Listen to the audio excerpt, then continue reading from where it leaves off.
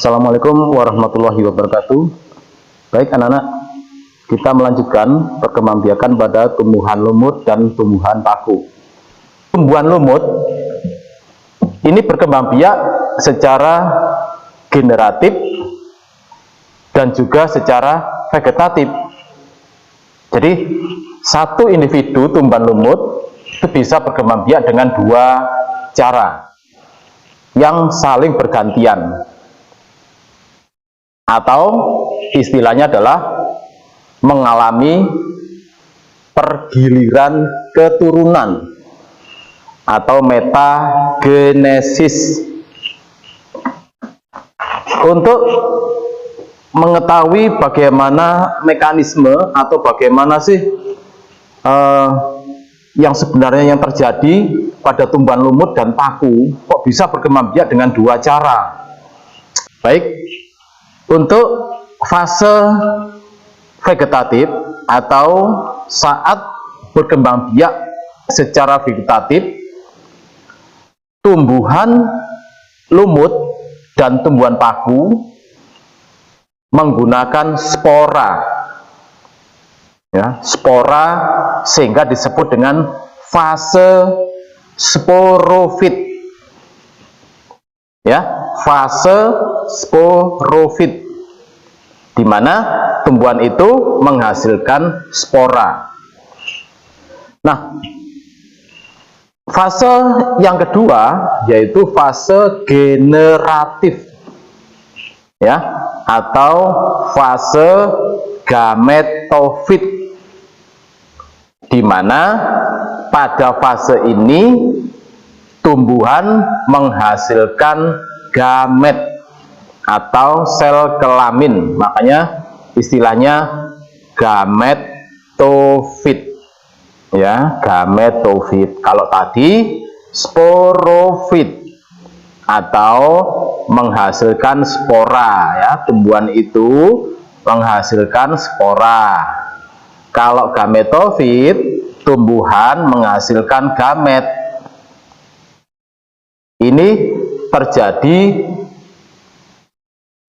dalam satu tumbuhan, ya, makanya disebut mengalami pergiliran keturunan atau metagenesis, ya.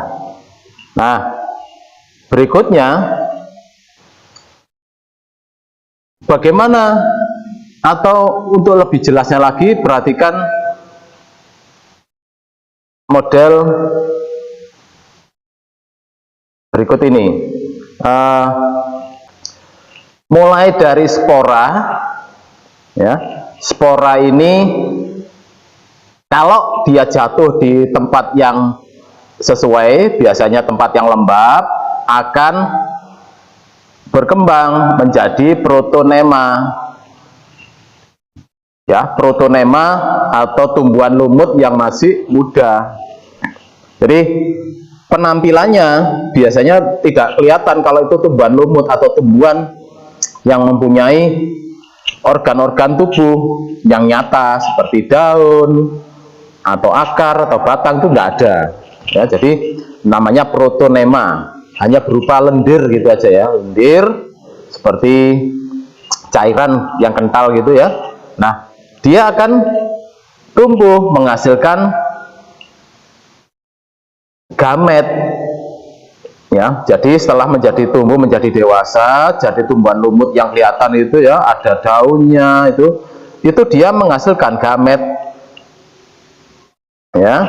Jadi dari spora jatuh di tempat lembab atau berair, tumbuh menjadi protonema, kemudian protonema tumbuh besar menjadi tumbuhan lumut dewasa atau fase gametofit, karena dia menghasilkan sel gamet.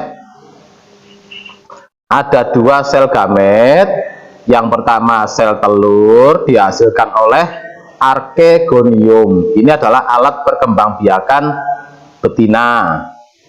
Sedangkan alat perkembangbiakan jantan disebut antheridium, menghasilkan spermatozoid, ya.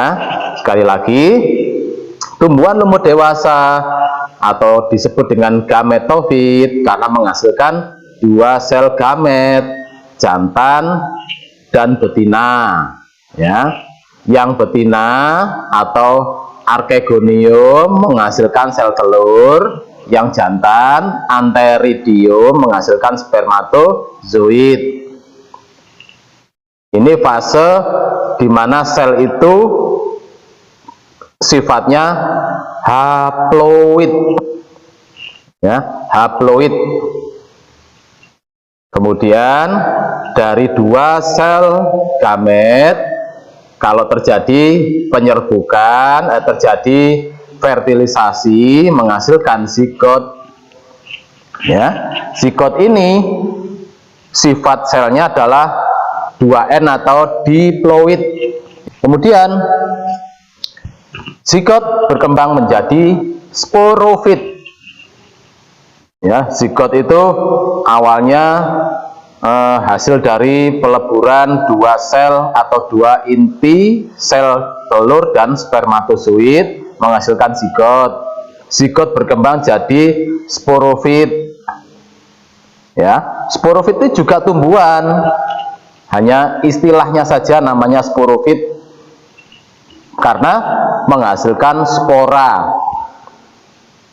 Ya, menghasilkan spora di dalam kotak atau namanya sporangium. Ini menghasilkan spora, kembali ke atas lagi, terus nah spora yang jatuh di tempat lembab menjadi protonema, terus begitu.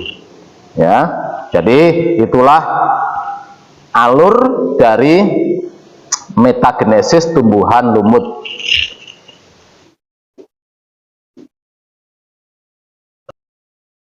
Nah, sekarang tumbuhan paku. Ya. Kalau tadi tumbuhan lumut, sekarang tumbuhan paku. Ini sudah. Nah, perhatikan tumbuhan paku.